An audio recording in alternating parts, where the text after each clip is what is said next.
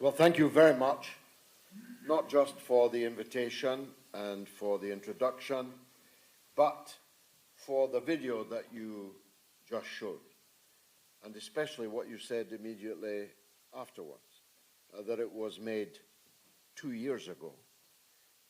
It spoke clearly as if it were made today.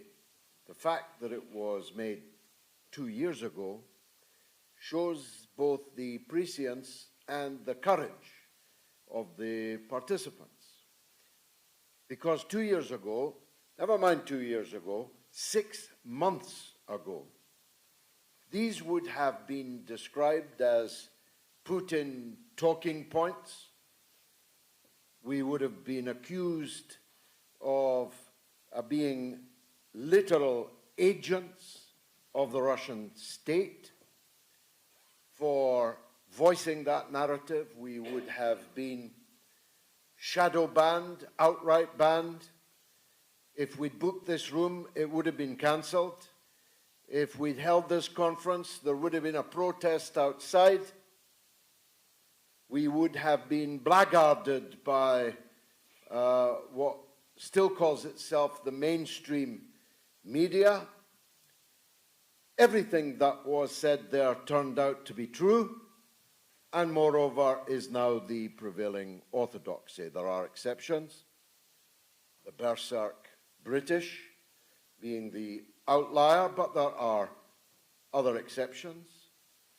And the key point I wish to start with is that everything I'm about to say is explicitly and implicitly endorsed by the government of the United States of America. This is something very difficult to swallow for the berserk, because they preferred it as it would have been 6 months ago, 2 years ago, where what was said on that video and what I'm going to say today could be easily marginalized, traduced, and slandered.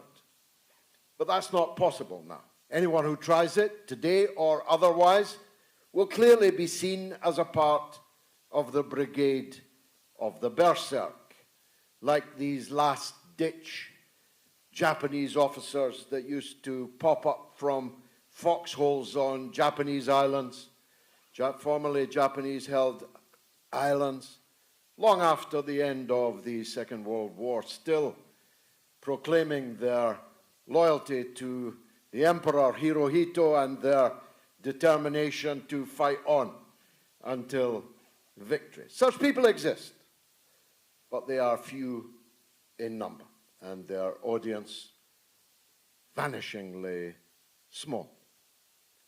And one day, even they will have to pipe down and move on to something else, somewhere else. Maybe China. Perhaps they already have. The proximate cause of the war in Ukraine, I say war in Ukraine, I don't say the Russian-Ukraine war, because it is now all but universally acknowledged that the war in Ukraine is a proxy war.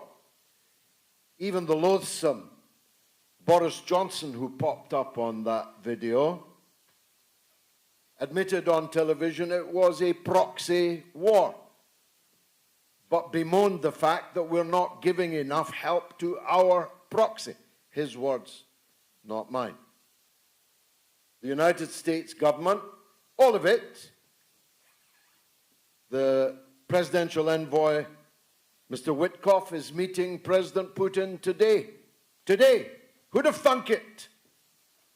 They'd have been calling for the arrest of an American, meeting President Putin just a few months ago.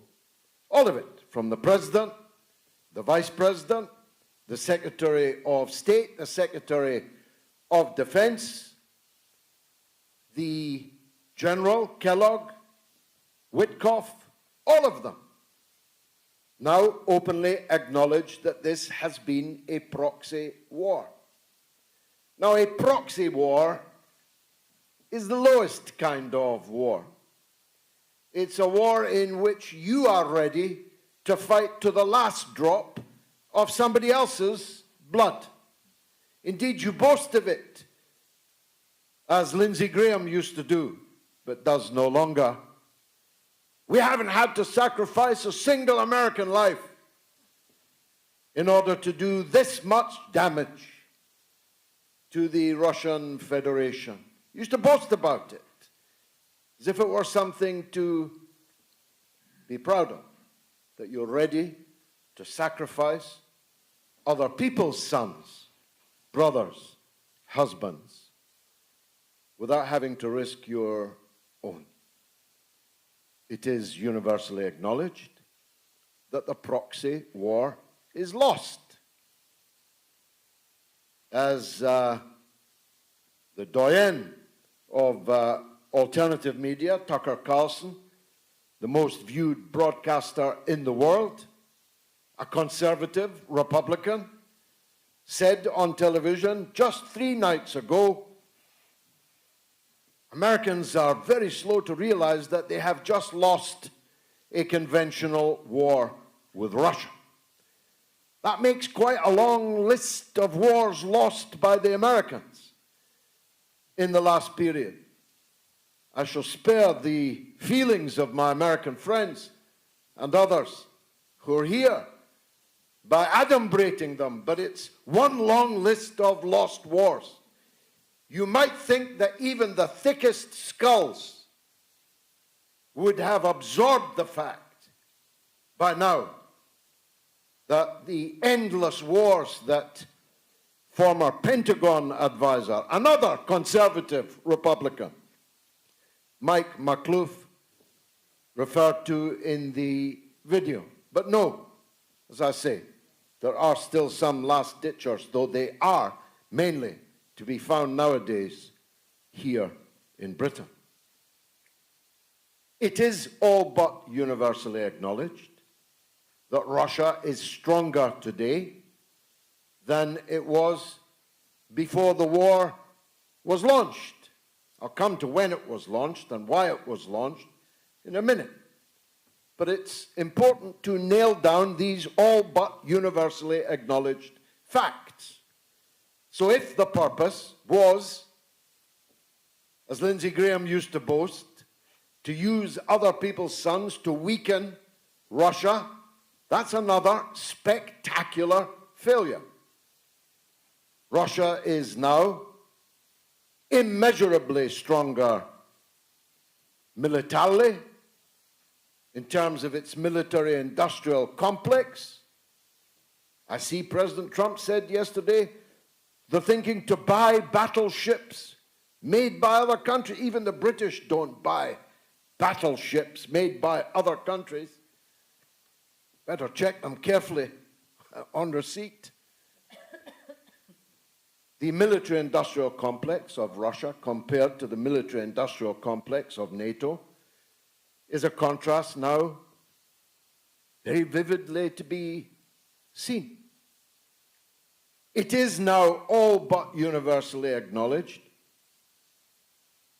that what I said on the first day of the sanctions was that the sanctions would turn into an enormous boomerang is also undeniably true. The Russian economy, compared to the economies of the countries doing the sanctioning, particularly in the European theater, is plain clear for all to see. Moreover, new Russian companies and economic enterprises have filled the gap and the superstores of the departed Western corporations who did the bidding of the Western governments in the most condign regime of economic sanctions known ever in the history of the world.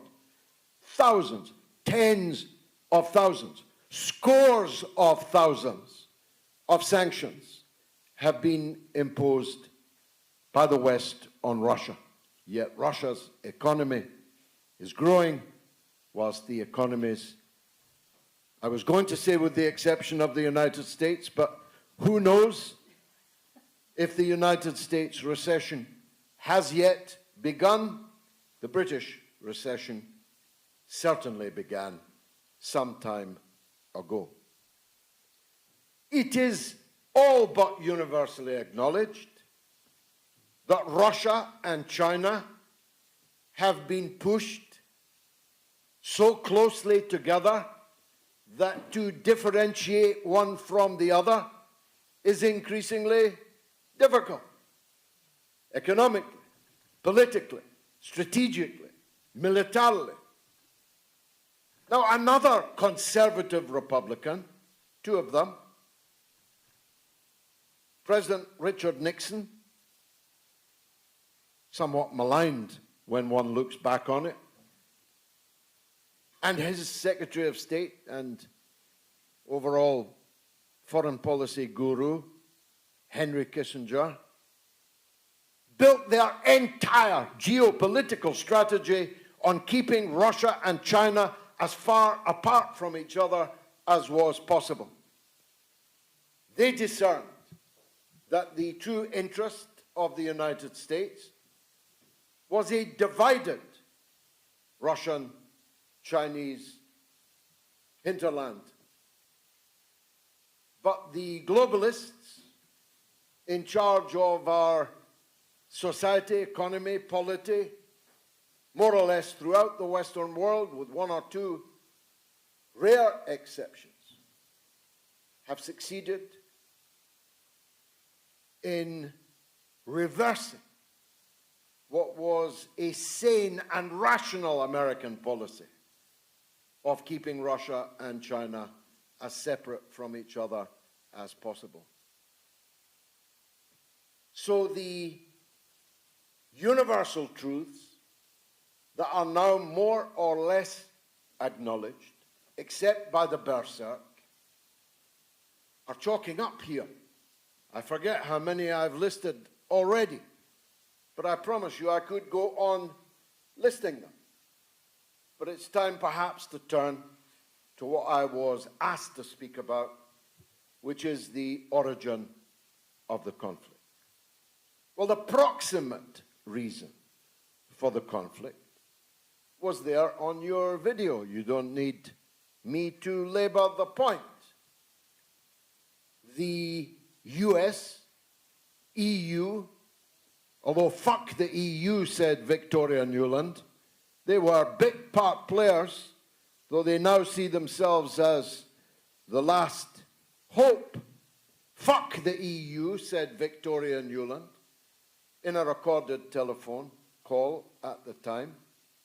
The US, EU, violent, illegal, anti-democratic overthrow of the elected government of Ukraine is the proximate reason for the conflict.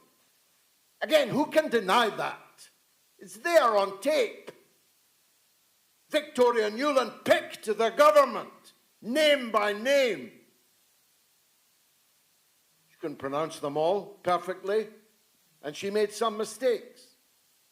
But she picked the government that was to succeed the elected government that legions of Western politicians and uncountable then, I think Elon Musk will get to the bottom of it, amounts of American and European financial largesse funded the Maidan, which you're about to hear from an expert about, to overthrow the legitimate government of Ukraine that set the parliament on fire, set the elected president fleeing for his life, and installed the current ethno-nationalist supremacist power that exists in Ukraine in a slightly different form until this day.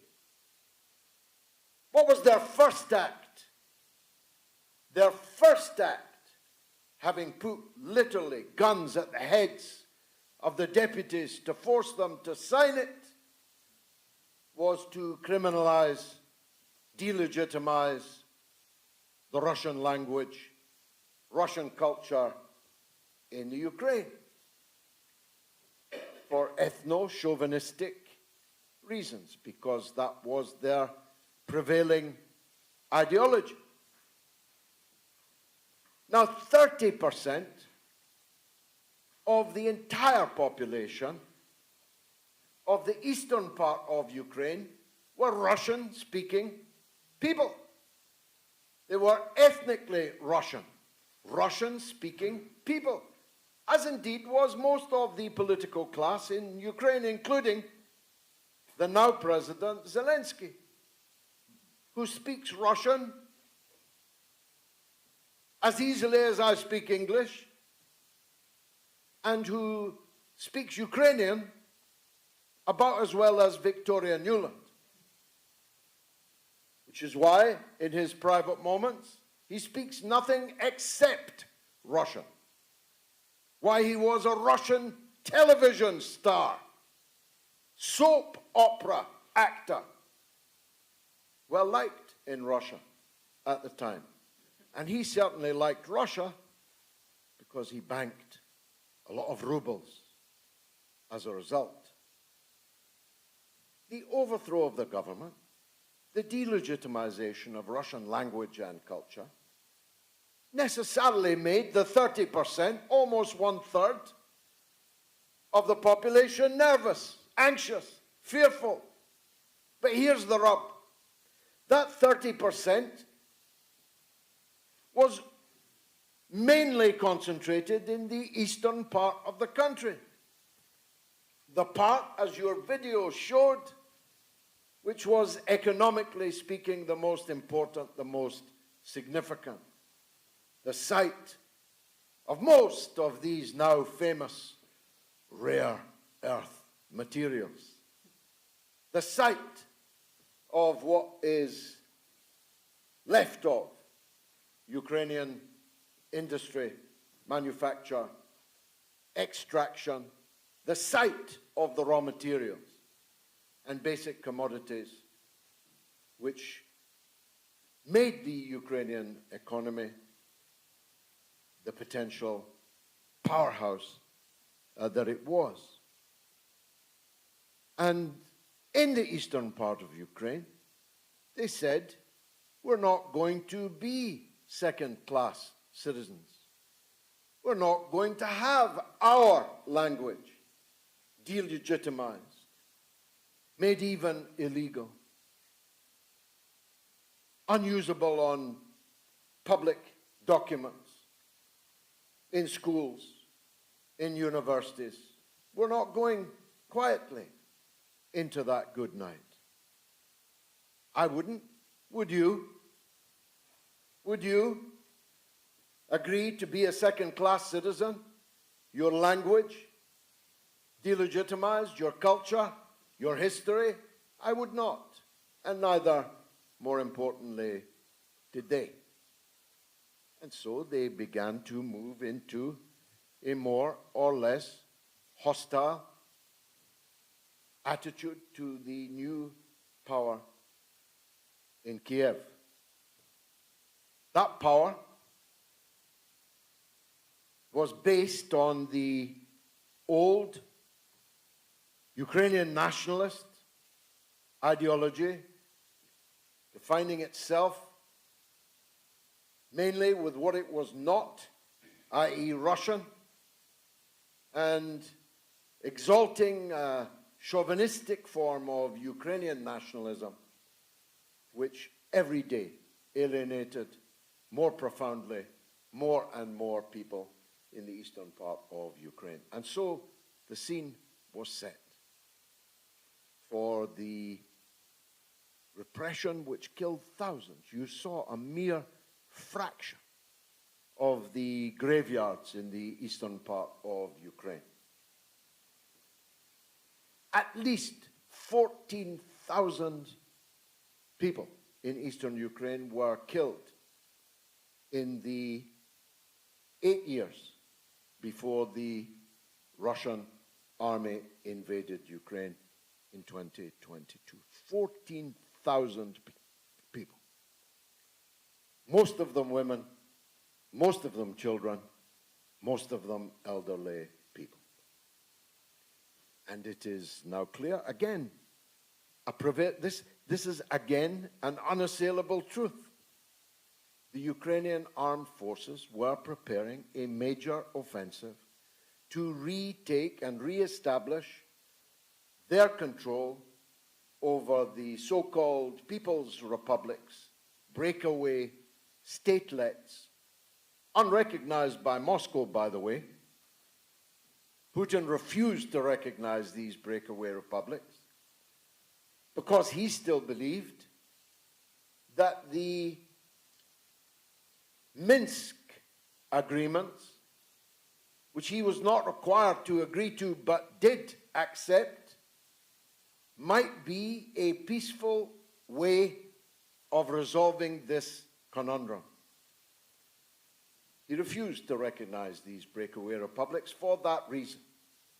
But he suspected, again confirmed from the horses' mouths,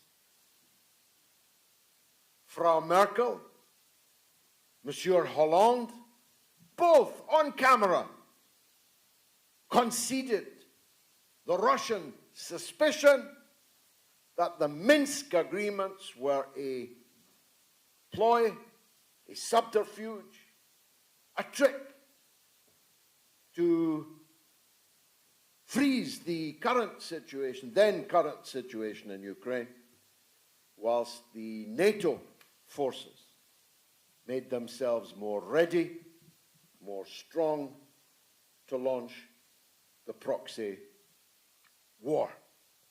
Now, the wisdom of the Russian government in accepting the Minsk processes, 1 and 2, is deserving, in my opinion, of far more withering criticism than most Russians in the middle of a war are ready to do.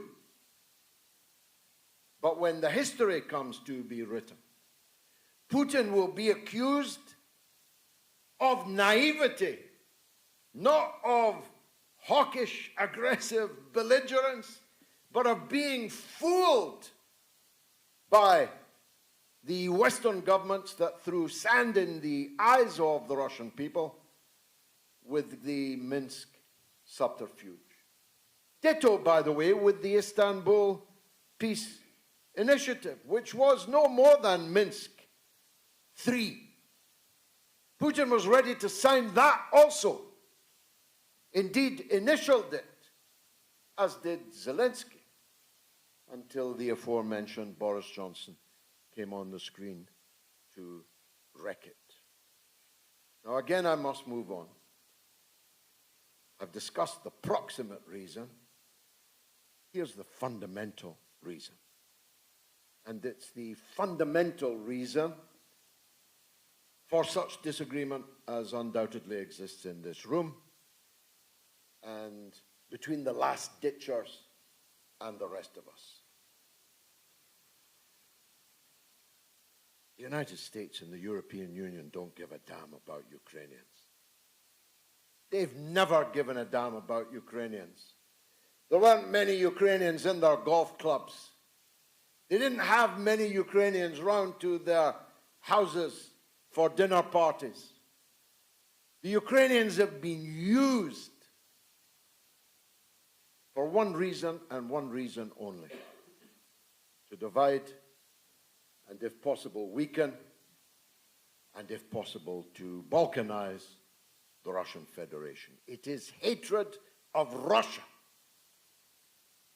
by the Western powers grouped in NATO, which is the fundamental reason for this war. Now, I understood it in the past. I know there are people who've made whole careers out of rabid anti-communism.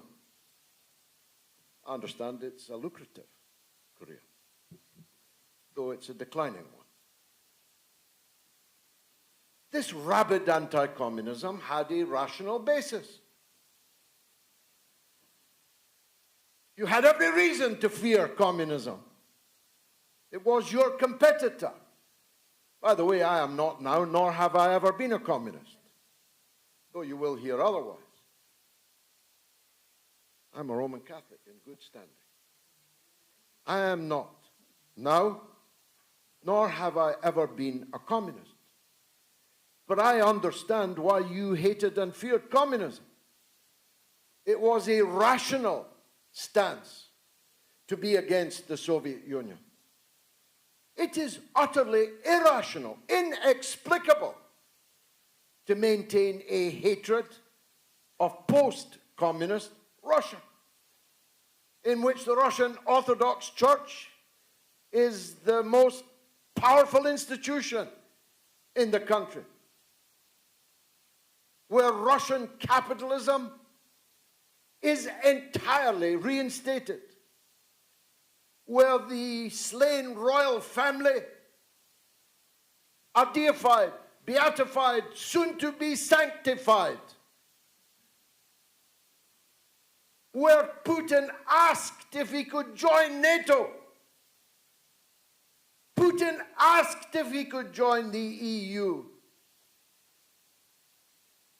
where all they wanted was to be accepted for what they are, as the biggest country in Europe. Moscow is the biggest city in Europe. All they asked was to be a part of a common European home. And it was all thrown back in their face. Their applications were returned to sender.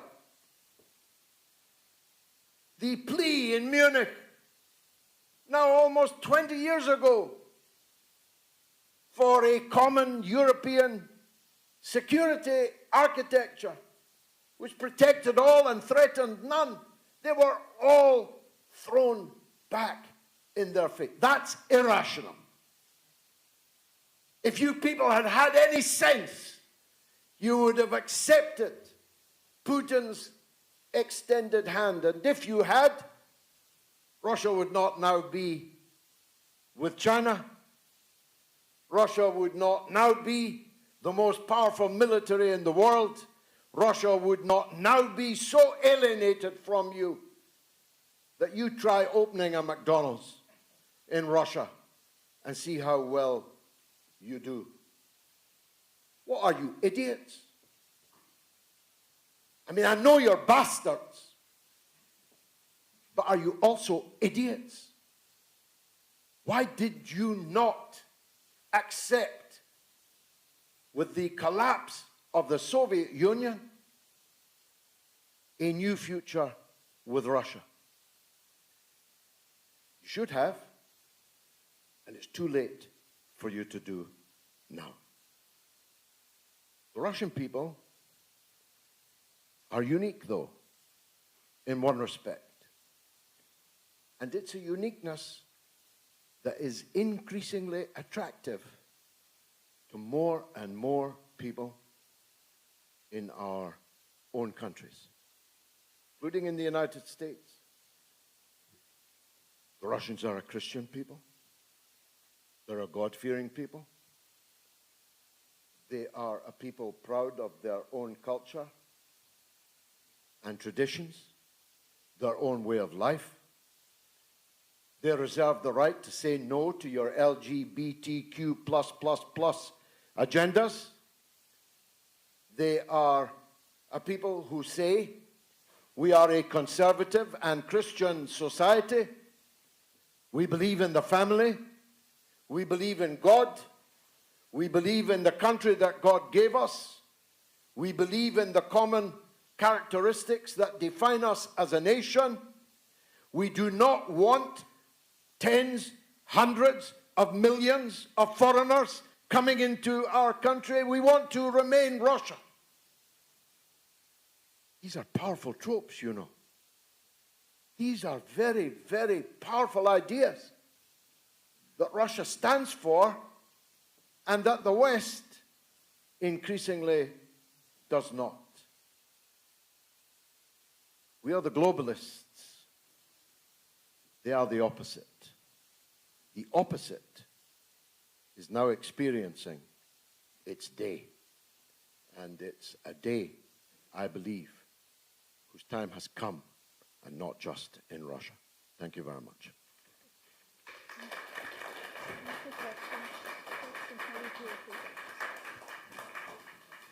Are there any questions?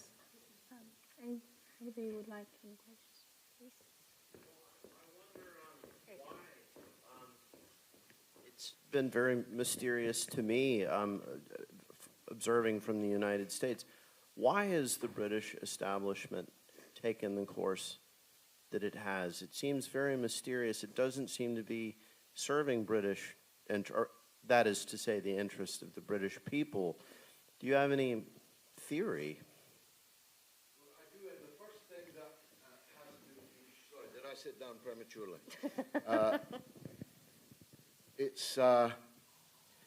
It first has to be understood that this long predates Putin. Long predates even the Bolsheviks. This is a peculiar and ancient hatred of Russia in Britain that goes back at least to the middle of the 19th century and indeed before. The hatred was, in the beginning, imperial. The Russians had an empire and we had an empire, and they rubbed up against each other in various places, and they led to the bloody Crimean War, for example, in the early 1850s. And that hatred took many different forms. I don't like to say this whilst a prince of the royal blood is currently in Lvov, in western Ukraine. Prince Harry arrived there. God bless his cotton socks. I don't know if his wife went with him. She wouldn't be quite as welcome for a variety of reasons. But the prince was there on former Soviet territory, but his family betrayed the Russian royal family. They were supposed to rescue the Russian royal family, and they reneged upon it. So the hatred is not about Putin. It's a hatred of Russia and of Russian power, latent power, as well as actual power. But again, you're right to say, it appears to have no rational basis. If I'm any kind of ist, I am a rationalist. I want politics that have reason and can be defined, can be explained reasonably.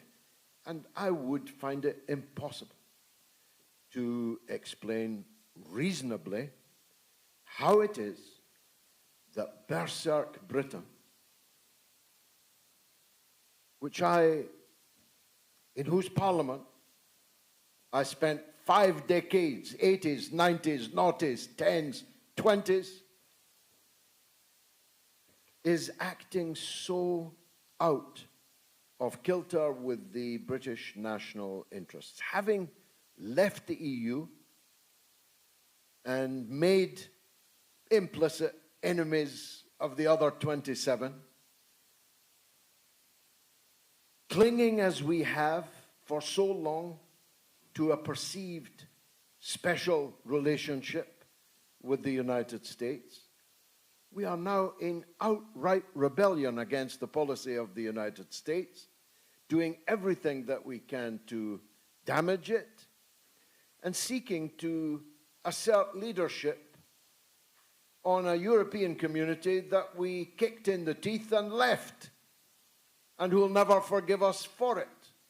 It is the opposite of Britain's national interests that we are pursuing here. I can only explain it by the absolute supremacy of globalist ideology here in Britain, more than anywhere else in Europe. There are no significant bulwarks. I'm an insignificant one.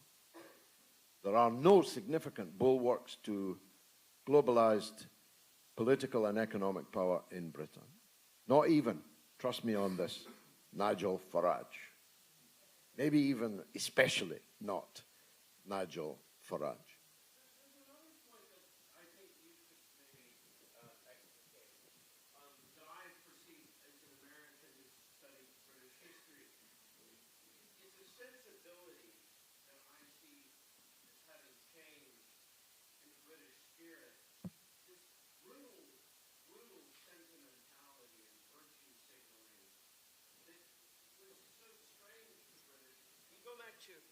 You go back to Disraeli, who, famously would joust with Gladstone about politics on the continent, and he was always so funny because in this delightful rhetorical way he could kind of make fun of Gladstone's virtue signaling about things, and that is the British sensibility that I grew up understanding. Now there's this sort of ferocious, brutal sentimentality that you see in the character of Prince Harry, and it's very vulgar. Do you know where this cultural sensibility comes from? Or how did it change? Well, I certainly couldn't put it better than you just have. I'm tempted to leave what you just said as my answer. I would say it came from you. It came across the United States, but I'm not academically or otherwise qualified to be sure about that. But I have been all of my life in the Labour movement in Britain. Small L, Labour movement, not capital. And I was, in my youth, the age of my sons who are here, as an activist in the Labour movement, I was conscious of the Disraeli Britain that you talked about, which spanned the political spectrum. The were conservative, and the conservatives were conservative. We were all conservative. We were all, if we'd been forced to define it, capital B, British. We had a view of the world. We had a way of looking at the world.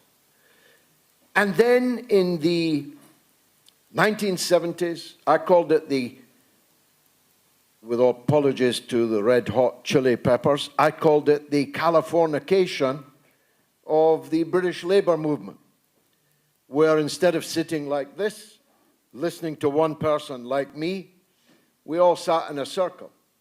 And the views of the least of us were to be treated as important as the views of the most of us. Where people would come to a rostrum and say my name, and I've never forgotten her. I better not say her name, but she was from Hackney South Labour Party. She came to the Labour conference, to the rostrum, and she announced her name and her Hackney South Labour Party and added, "And I'm a lesbian." And everybody clapped. Everybody clapped. And I remember thinking to myself, why would you clap someone's sexual preference? If I went up there and said, George Galloway and I like women in black stockings, would everybody clap? Yeah.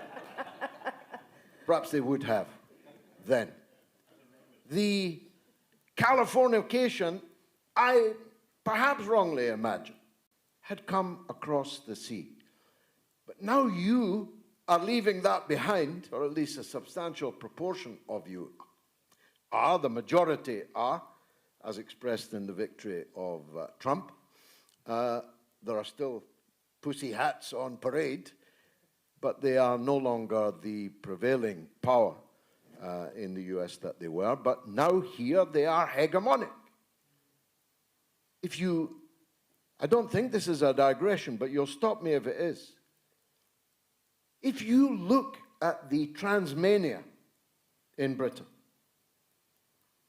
which is now completely hegemonic, so that I could in fact be arrested by the police and charged with what I'm saying and what I'm about to say, the idea that a man can declare himself to be a woman and that the rest of us must accept it, and that all public policy must be bent towards it, and that all public institutions must acknowledge it and honor it, that's now hegemonic here. What I just said to you is essentially illegal. So, is it connected to that? Seems to me, yes. After all, if you are a virtue-signaling liberal maniac, why would you not be in foreign policy as you are in domestic?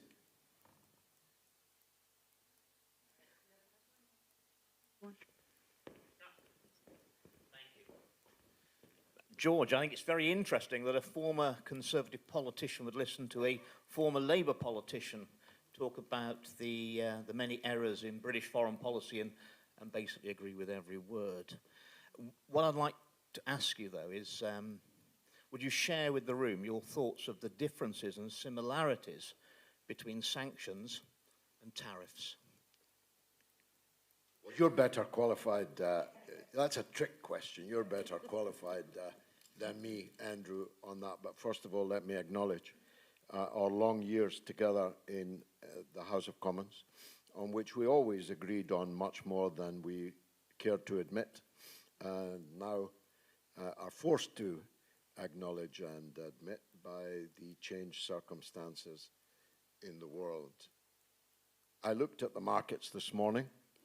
I looked at the dollar this morning. I looked at the grotesque insider trading being boasted about by the President in the Oval Office yesterday. He pointed to people and said he made $900 million yesterday. He only made $25 million yesterday. Poor fellow. And I can't help but thinking the whole tariff thing has been a terrific error of judgment. I don't believe that it will work. I'm certain that it will have to be reversed. I think that the essential ideological underpinning of Trump's drive is a correct one. I'm not prepared to accept the deindustrialization and offshoring of Britain. Why should he be prepared to accept it in the United States? I once clashed, although it was said that we were eventually bosom buddies, with Steve Bannon in Kazakhstan, of all places, at a conference, when he was talking about how China had stolen America's lunch. And I had to point out to him, it wasn't China that stole America's lunch, it was the American capitalists who stole America's lunch. It was they who offshored for their own selfish purposes, caring nothing for how that left their own country an industrial desert. So insofar as Trump wishes to re-industrialize the United States, to bring production home, to force companies to reverse offshoring, onshoring, I think that is an admirable, patriotic American ambition. It's the opposite of globalism, and I am myself the opposite of globalism. I note that our Prime Minister was celebrating the opening of a theme park on the grave of what was once a powerhouse of British engineering and manufacturing. I made the point, I'm not big on theme parks myself. I'd much rather we reopened the factory on which the theme park is going to be built. Reopen the coal mines that would power the steel industry, which has just disappeared. Turn back on the oil wells that liberal gesture politics has caused to be closed with the net zero fanaticism madness.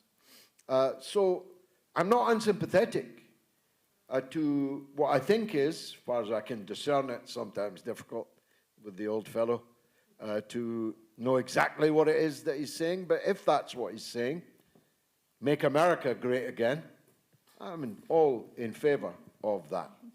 I want all of our countries to be great again, including the United States. My great-grandmother, was the only woman in the 19th century who emigrated from America to Scotland. So I have American blood in my veins, and I wish them only the best. But I can't imagine that this spasm of tariff making is going to achieve that. Thank you, Mr. George. Is that me?